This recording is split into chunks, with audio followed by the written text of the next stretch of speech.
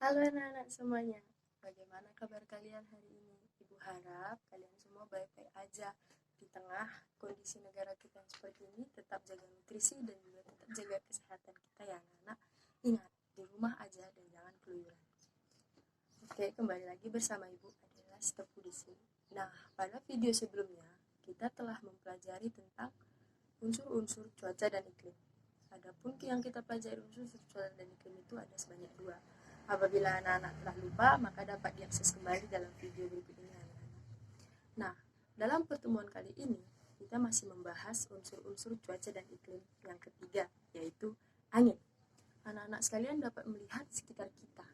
Mungkin kita dapat melihat rumput yang bergoyang atau dedaunan yang berterbangan. Hal ini dipengaruhi oleh angin.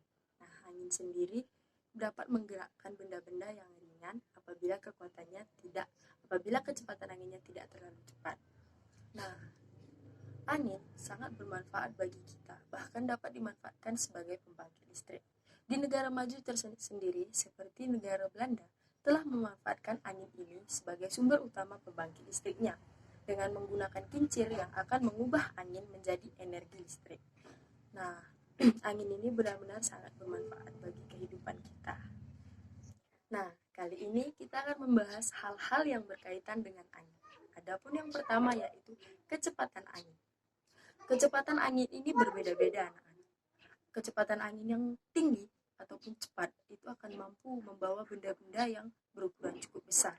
Namun ketika kecepatan anginnya itu rendah, maka yang terbawa oleh angin ini hanyalah debu ataupun partikel-partikel kecil lainnya.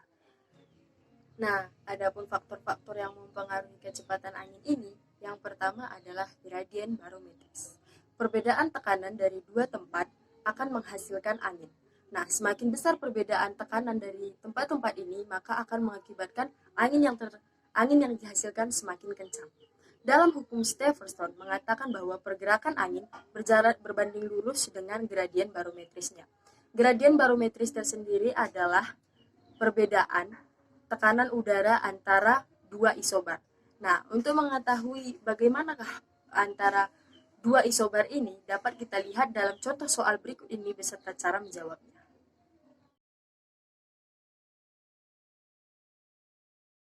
Faktor kedua yang mempengaruhi kecepatan angin adalah relief permukaan bumi. Seperti yang kita ketahui, permukaan bumi kita itu tidak datar, namun ada juga perbukitan dan gunung-gunung. Nah, dengan adanya perbedaan antara relief yang datar dengan relief pegunungan itu menghasilkan angin yang berbeda. Dapat dilihat seperti gambar berikut ini. Ini adalah relief yang datar ataupun ketika di dataran rendah. Tidak ada penghalang yang menghalangi pergerakan angin sehingga angin dapat bebas bergerak. Sedangkan gambar yang ini memperlihatkan adanya gunung ataupun perbukitan yang harus dilewati oleh angin sehingga angin yang melewati daerah tersebut tidak bergerak lurus namun mengalami tabrakan dengan gunung ataupun bukit tersebut.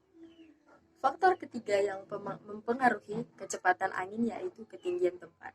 Nah, secara tidak langsung kita pasti sudah sering merasakannya. Contohnya saja seperti pada gambar ketika kita berada di bawah gedung-gedung ataupun berada di jalanan yang ditutupi oleh banyak gedung, maka kita tidak akan merasakan angin yang sangat kencang, namun hanya dapat merasakan angin sepoi-sepoi saja. Namun ketika kita masuk ke dalam gedung dan naik ke atap gedung tersebut, maka angin yang kita rasakan akan semakin kencang. Nah, di sini dipengaruhi oleh ketika kita berada di atas, angin tersebut tidak memiliki penghalang sehingga dapat bergerak secara lebih cepat dan kita dapat merasakannya dengan lebih kuat. Sedangkan ketika kita berada di bawah yang ditutupi banyak gedung, angin tersebut terhalangi oleh gedung-gedung tersebut. Nah, faktor keempat yang mempengaruhi kecepatan angin adalah letak lintang. Letak lintang sendiri mempengaruhi penyinaran matahari. Letak lintang, tempat dengan letak lintang yang rendah, itu akan mendapatkan sinar matahari lebih banyak sehingga angin yang bertiup lebih pelan.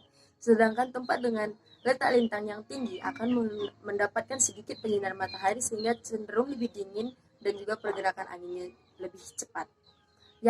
Faktor yang kelima yang mempengaruhi kecepatan angin adalah lamanya siang dan malam.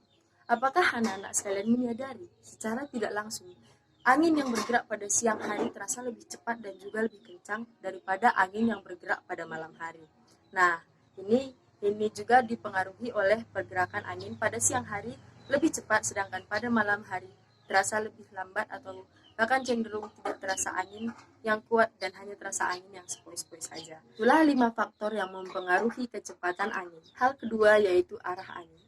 Angin sendiri cenderung bertiup dari tempat bertekanan tinggi ke tempat bertekanan rendah. Namun, pergerakan angin ini tidak berjalan lurus karena mengalami pembelokan akibat dari rotasi bumi. Selain dari rotasi bumi, angin juga mengalami pembelokan ketika berhembus ke arah khatulistiwa. Seperti pada gambar, terlihat pembelokan angin yang terjadi ketika angin berhembus ke arah khatulistiwa. Nah, pembelokan angin ini sering disebut dengan efek Coriolis. Coriolis sendiri merupakan seorang ahli atau ilmuwan dari Prancis yang pertama kali menjelaskan tentang pembelokan angin ini. Hal yang berkaitan dengan kecepatan angin yang ketiga adalah sistem angin. Berdasarkan gerakan dan juga sifatnya, angin dibedakan menjadi beberapa. Yang pertama adalah angin pasat dan angin antipasat. Angin pasat sendiri bergerak secara tetap setiap tahunnya dan bergerak dari daerah subtropik menuju ke daerah khatulistiwa.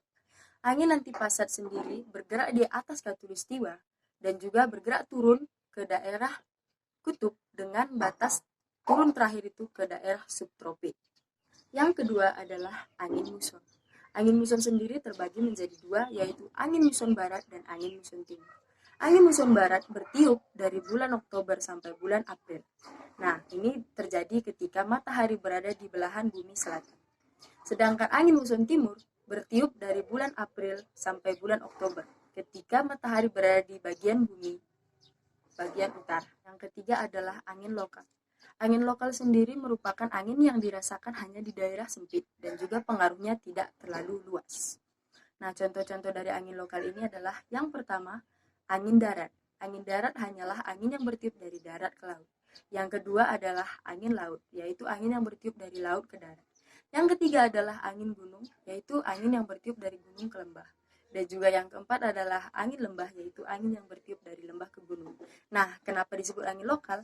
Karena yang merasakannya hanyalah mereka yang berada ataupun yang tinggal di daerah yang dekat dengan laut ataupun yang daerah yang dekat dengan lembah maupun gunung. Jenis angin yang keempat adalah angin fon.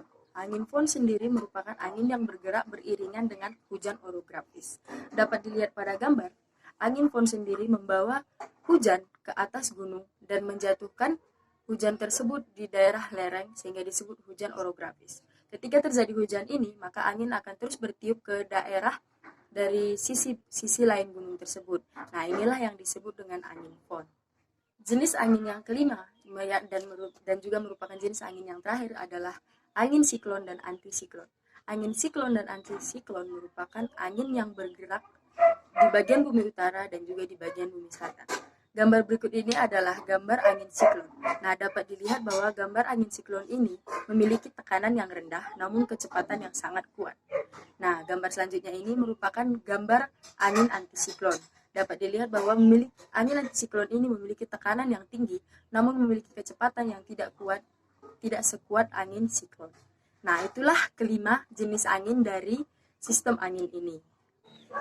Hal keempat yang berkaitan dengan angin yaitu pengukuran angin. Adapun pengukuran angin ini terbagi menjadi 3. Yang pertama adalah kecepatan angin. Nah, pengukuran kecepatan angin ini dilakukan dengan alat yang bernama anemometer.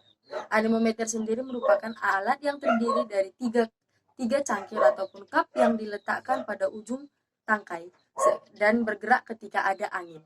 Nah, seperti gambar berikut ini merupakan gambar dari anemometer. Yang kedua adalah arah angin.